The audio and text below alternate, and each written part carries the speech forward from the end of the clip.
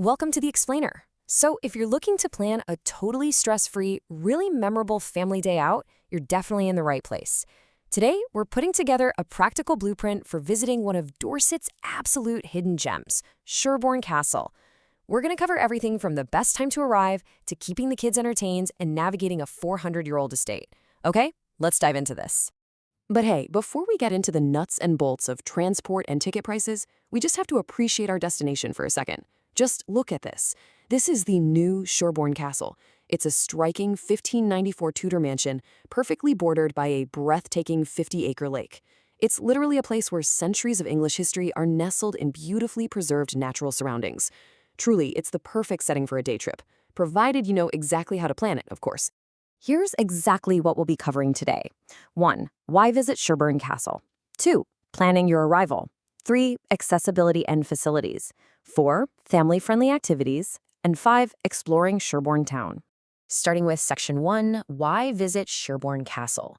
A brief 400-year history. Let's move along and see how this all builds.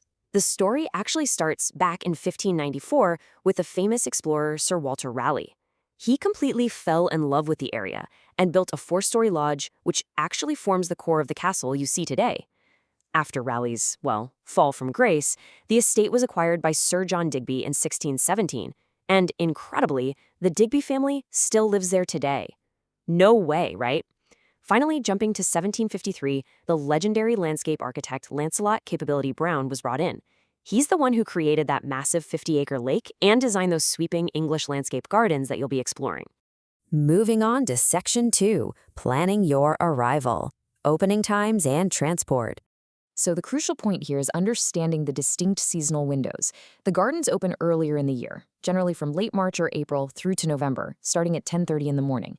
However, the castle house itself has a bit of a shorter season, roughly May to September, and opens slightly later at 12 noon. It's also super vital to note that the estate is generally closed on Mondays, except for bank holidays.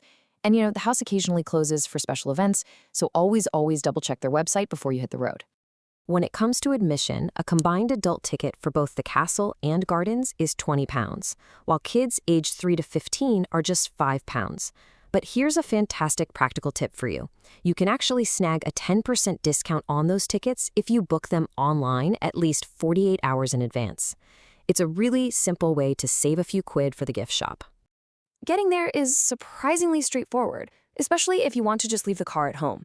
You can catch a direct train on the London Waterloo to Exeter St. David's Main Line, which gets you to Sherborne in about 2 hours and 15 minutes. From Sherborne Station, the castle is just a really pleasant 10-minute walk, or you can just hop in a taxi right outside the station.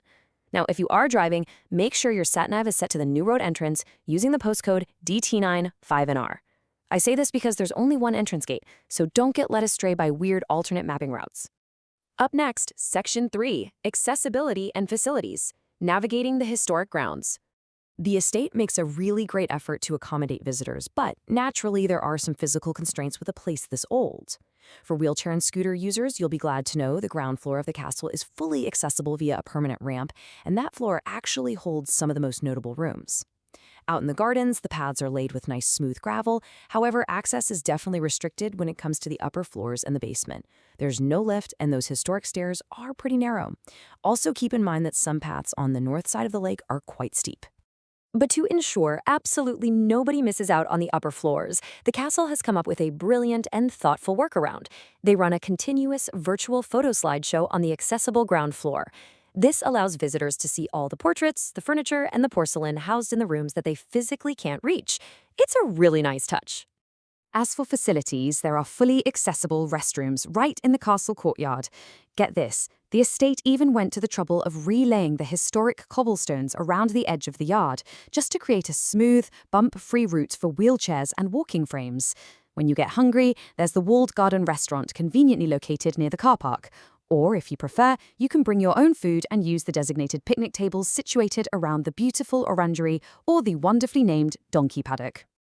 And this brilliantly illustrates one of the more unique perks of the estate.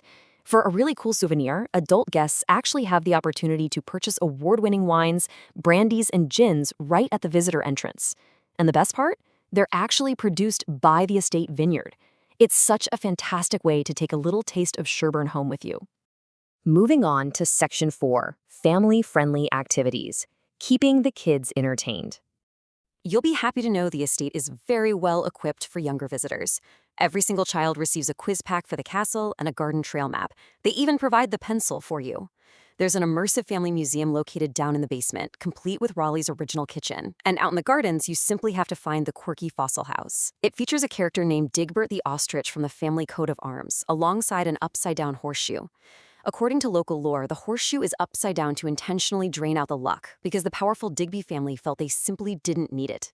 Talk about a flex, right? Now, parents, please pay close attention to this next part to avoid any arrival day headaches. Due to the very real danger of low Tudor doorways and historic arches, baby backpack carriers are strictly prohibited inside the castle. You absolutely must use a front sling carrier instead. Pushchairs are allowed, but it's only at the staff's discretion depending on how crowded it is that day. Out in the gardens, dogs are totally welcome on short leads, but things like bicycles, stunt scooters, and ball games are entirely forbidden. Now, what's really interesting about this slide is the lake. While this massive 50-acre lake designed by Capability Brown is gorgeous and forms the absolute centerpiece of the gardens, families need to know it is strictly for viewing only. Paddling, swimming, all of that is entirely forbidden. It provides a stunning visual backdrop for a walk for sure, but definitely keep a close eye on the little ones near the water's edge.